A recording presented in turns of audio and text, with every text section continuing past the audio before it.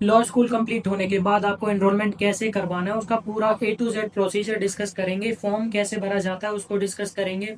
उसके बाद डॉक्यूमेंट्स कौन कौन से ज़रूरी होते हैं, और तीसरी चीज़ कौन सा एफिडेविट आपको उसमें अटैच करवाना है।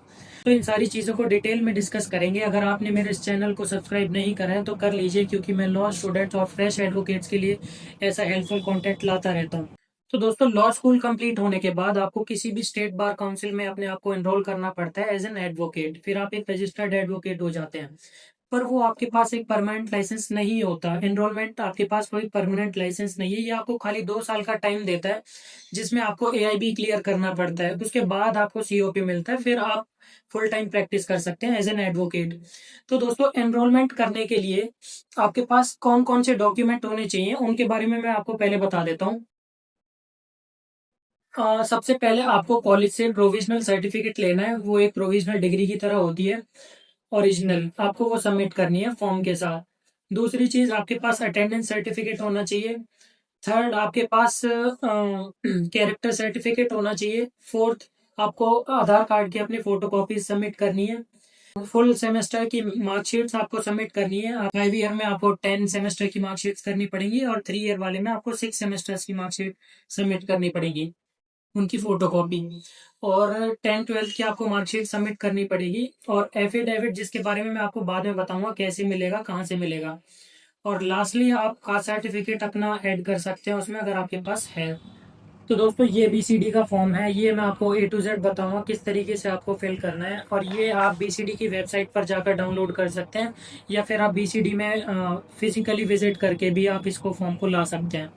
तो दोस्तों, चलो इस फॉर्म को फिल कैसे करते हैं वो आपको बताता हूँ मैं। तो चलो जल्दी जल्दी इस फॉर्म को भरना सीख लेते हैं दोस्तों। सबसे पहले आप यहाँ पर डेट ऑफ बर्थ लिखोगे। ये चीज़ खाली रहेगी क्योंकि आपके पास अभी एनरोलमेंट नंबर नहीं है।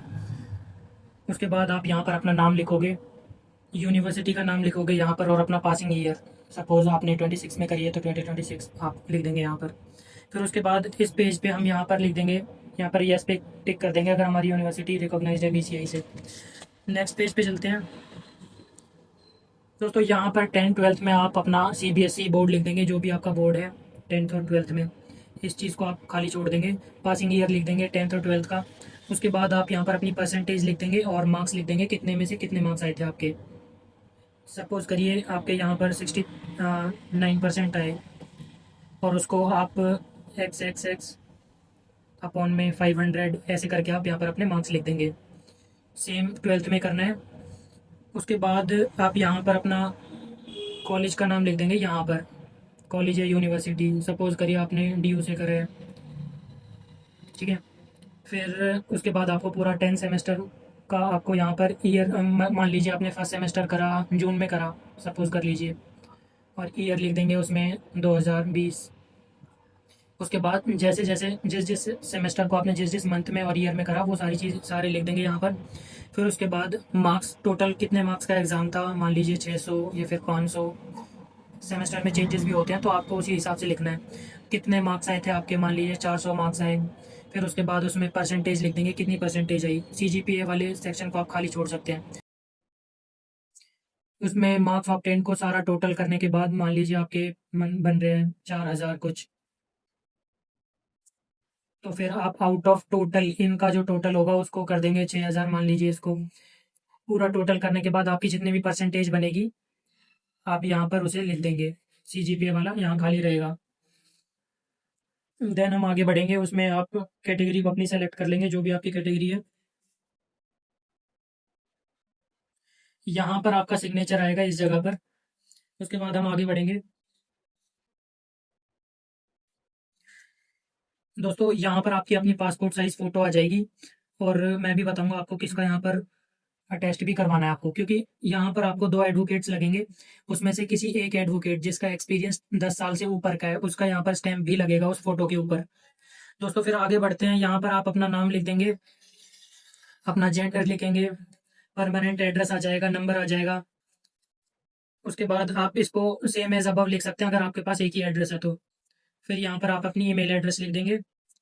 उसके बाद यहाँ पर अपना दोबारा नाम लिखना है, फादर्स नेम लिखना है। यहाँ पर आपको साइन करना है अपना। यहाँ पर अपनी अपनी आपको दोबारा से डेट ऑफ बर्थ लिखनी है। देन दोस्तों उसके बाद आप यहाँ पर अपना यूनिवर्सिटी या कॉलेज का नाम लिखेंगे।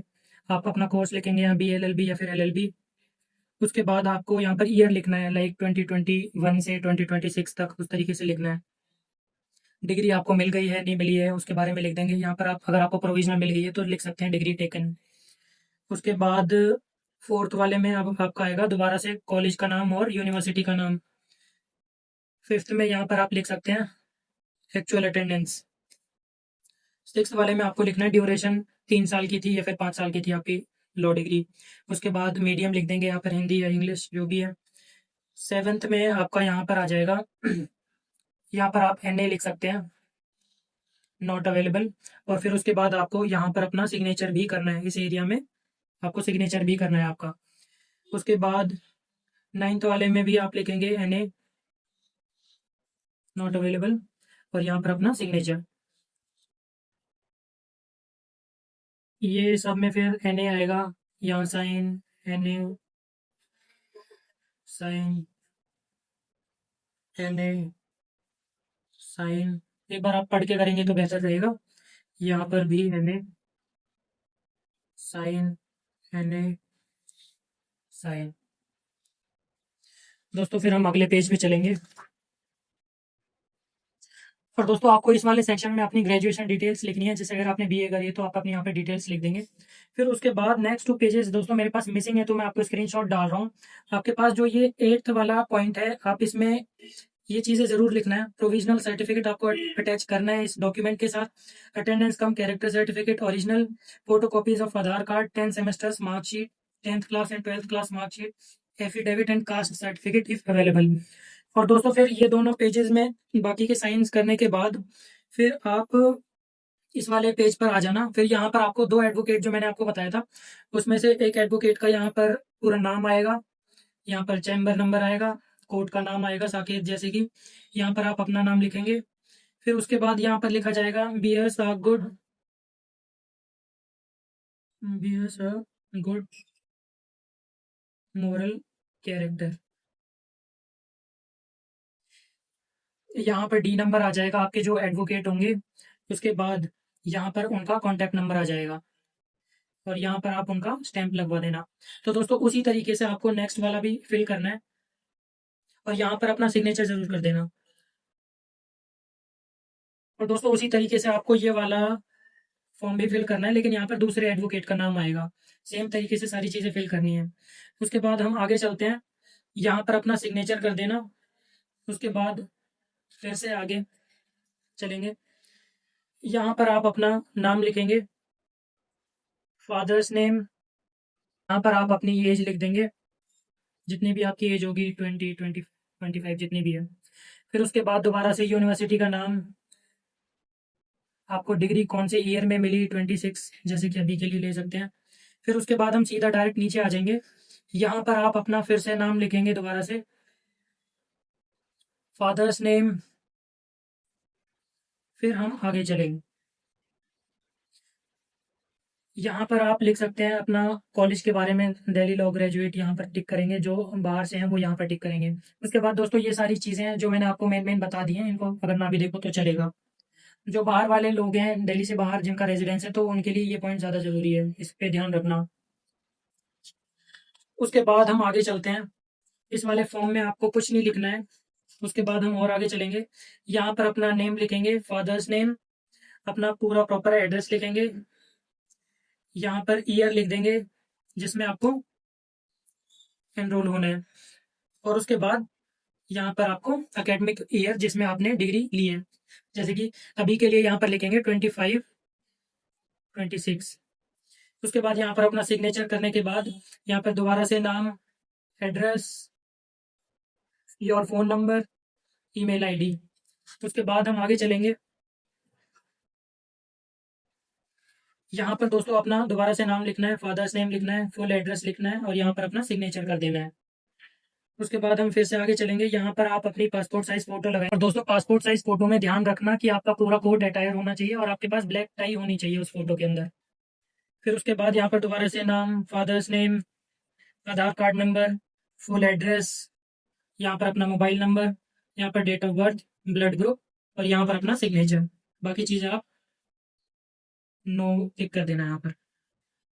फिर उसके बाद हम दोबारा से आगे चलेंगे, यहाँ पर सेम पासपोर्ट साइज फ़ोटो लगेगी।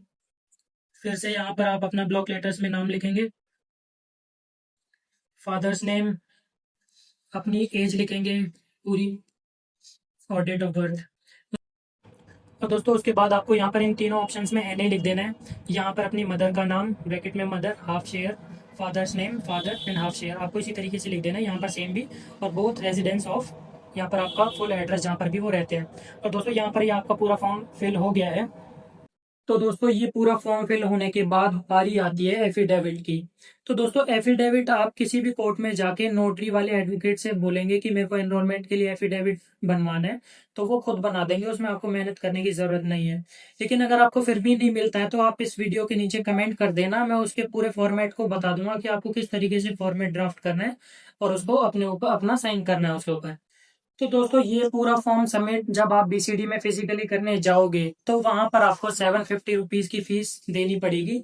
उसके बाद आपको एक स्लिप मिलेगी। उसके बाद विद इन अ वीक आपको मीटिंग के लिए कॉल किया जाएगा कि आपकी ये मीटिंग है। उस मीटिंग में आपको एनरोलमेंट सर्टिफिकेट दिया जाएगा, आपको बैंड सेरेमनी भी होगी, बैंड आपको हो सकता है डिस्ट्रीब्यूट कर दिया जाए। तो दोस्तों आपको उस टाइम पे एनरोलमेंट सर्टिफिकेट और एनरोलमेंट कार्ड मिल जाएगा जो आपका 2 साल के लिए वैलिड रहेगा। तो दोस्तों आई होप कि आपको पूरा प्रोसीजर समझ आ गया होगा, लेकिन अगर आपको अभी भी कोई डाउट है तो आप कमेंट सेक्शन में लिख सकते हैं, मैं रिप्लाई जरूर दूंगा। And lastly do not forget to subscribe me. Thank you.